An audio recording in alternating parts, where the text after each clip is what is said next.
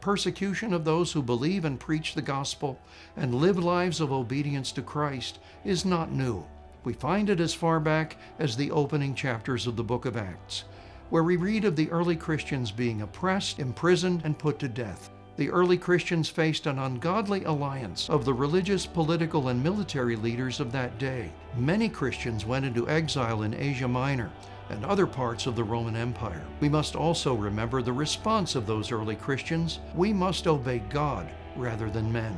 As we read in Acts chapter 4, these early Christians raised their voice to God with one accord and said, "Lord, you are God, who made heaven and earth and the sea and all that is in them, who by the mouth of your servant David have said, why did the nations rage and the people plot vain things?